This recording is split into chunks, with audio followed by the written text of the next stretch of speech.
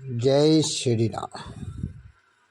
सभी देशवासियों को जय श्री राम। दोस्तों, आप सब देख रहे हैं गोदी मीडिया, सत्ता में पार्टी सरकार या किसान आंदोलन या विपक्ष पार्टियों के गठबंधन या एक धार्मिक मुद्दे अयोध्या राम मंदिर पर कहीं आंदोलन हो रहा है। वकील कर रहे हैं ईवीएम के खिलाफ। काफ़ी आंदोलन देश में, कहीं बेरोजगार बैठे हैं, कहीं खिलाड़ी आंदोलन कर रहे हैं, कहीं कर्मचारी आंदोलन कर रहे हैं। हमारा देश एक आंदोलन करने पर मजबूर हो चुका है। अब बीजेपी वाले कहते हैं कि ये तो आंदोलनकारी हैं। आंदोलन भाजपा ने भी किए थे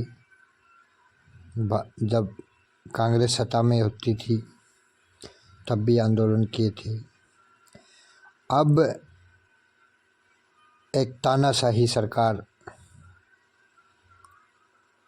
अपना अलग रवैया दिखा रही है। अब मुख्यमंत्री अरविंद केजरीवाल दिल्ली सरकार के कई मंत्रियों पर आरोप लगाए हैं शराब घोटाले में। जैसे एक मनीष सिसोदिया, मैं कोई आम आदमी पार्टी का वर्कर नहीं हूँ, मैं कोई नेता नहीं हूँ।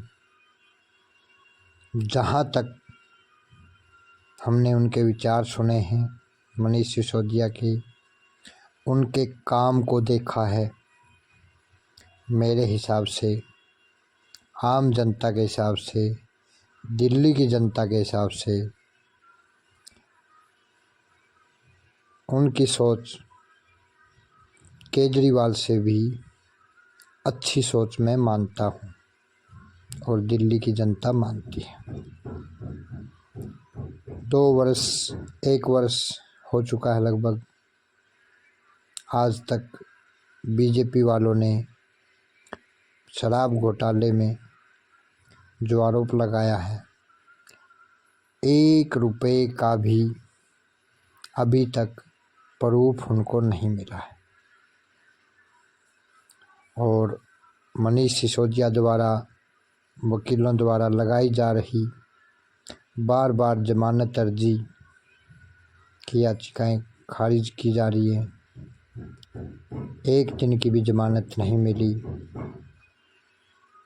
हमारे देश के अंदर एक साधु संत राम रहीम, जिस पर 20-20 वर्ष के 3 सजाएं कोर्ट ने सुना रखी हैं, साबित होने पर ही सुनाई गई थी। रेप हत्या के आरोप हैं, जिसके अंदर तो जमानत 1 दिन की भी नहीं होनी चाहिए। उसको जैसे ही कोई चुनाव आता है किसी राज्य में, या कोई उपचुनाव आता है, या लोकसभा का चुनाव आता है, तभी उनको जमानत दे दी जाती है। लगभग कभी 20 दिन की, कभी 40 दिन की, कभी 50 दिन की। अभी भी 50 दिन की जमानत पे आए हुए हैं, क्योंकि लोकसभा का चुनाव नज़दीक है। अभी अरविंद केजरीवाल के घर भी कल बार बार नोटिस आ रहे, वैसे तो समन आ रहे हैं ईडी के, सीबीआई के। कल जो समन लेके आया, नोटिस लेके आया केजरीवाल के घर पर, ऑफिसर जा रहा है, मीडिया बाहर खड़ी है, पुलिस बाहर खड़ी है, आम आदमी पार्टी के वर्कर बाहर खड़े हैं, वो बोल रहे हैं कि आप आए हैं, हमें दे जाओ समन। वो कह रहे हैं कि नहीं, हमें मुख्यमंत्री के हाथ में ही देना है। तब आम आदमी का कार्यकर्ता सवाल करता है कि ऐसी कौन सी धारा है, ऐसा कौन सा कानून है कि आप ये समन कि मुख्यमंत्री के हाथ में ही सौंपना चाहते हैं? किस धारा के आधार पर, किस कानून के आधार पर? तो उस कर्मचारी का जवाब होता है कि आप अंदर आइए, मैं मीडिया के सामने ये बातें नहीं बताना चाहता, मैं मीडिया को इंटरव्यू देना नहीं। तो मैं गोदी मीडिया से भी एक सवाल पूछना चाहता हूँ, आप प्रधानमंत्री का इंटरव्यू नहीं ले सकते, लाइव कॉन्फ्रेंस नहीं कर सकते, एक बीजेपी के मुख्यमंत्री का भी इंटरव्यू नहीं ले सकते, उनसे सवाल नहीं कर सकते, बीजेपी के किसी भी नेता से आप सवाल नहीं कर सकते, किसी का इंटरव्यू नहीं ले सकते? क्या आप उस अधिकारी का भी इंटरव्यू नहीं ले सकते? क्या आप उनको पूछ नहीं सकते कि आप क्यों नहीं ये बातें मीडिया को बताना चाहते, मीडिया के सामने क्यों नहीं आना चाहते? तो दोस्तों, अब ये तानाशाही की लड़ाई है। सभी को, चाहे किसान आंदोलन हो, चाहे वकील बैठे हैं ईवीएम को लेकर, देश विदेश में घूम घूम कर लोगों को जोड़ रहे हैं और लोग जुड़ रहे हैं, तो इकट्ठा हो जाइए। अगर आपको आज़ाद रहना है, वरना जो स्वतंत्रता के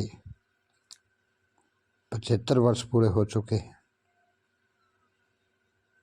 हम सोचते हैं कि हम स्वतंत्र हैं, तो इसका मतलब आप स्वतंत्र नहीं हैं।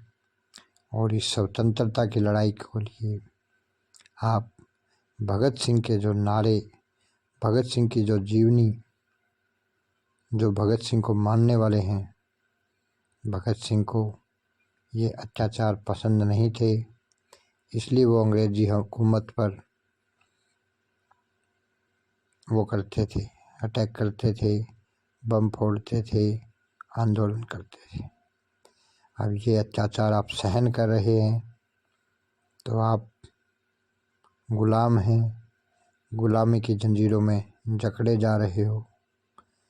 तो अपने आप को आज़ाद कराने के लिए, आज़ादी की लड़ाई के लिए इन किसानों का या गलत कानूनों का या वकीलों का साथ देकर गलत कानूनों को दूर करवाएं।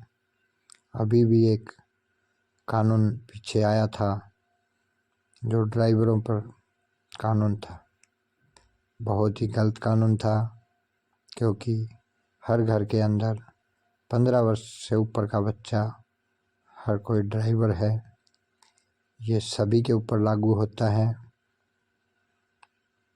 ड्राइवर कोई अमीर आदमी नहीं होता, किसी भी अमीर आदमी का ड्राइवर एक गरीब आदमी ही होता है। अगर उस पर ये कानून काम करेगा तो क्या उस परिवार की हालत होंगी, क्या दशा होगी। तो मैं तो गोदी मीडिया से भी, आम पत्रकारों से भी सवाल करता हूँ, विनती करता हूँ कि गोदी मीडिया अगर नहीं आ रही आंदोलन में, तो आप सब पत्रकार, बड़े बड़े पत्रकार, मैं भी वीडियो देखता हूँ, सरकार के खिलाफ आवाज़ उठाते हैं, जैसे रवीश कुमार हैं, अजीत अंजुम हैं, और भी काफ़ी मीडिया पत्रकार हैं जिनके पास पूरी पावर है, जिनके पास लाइसेंस है कि वो प्रधानमंत्री का भी इंटरव्यू ले सकते हैं, लाइव कॉन्फ्रेंस कर सकते हैं।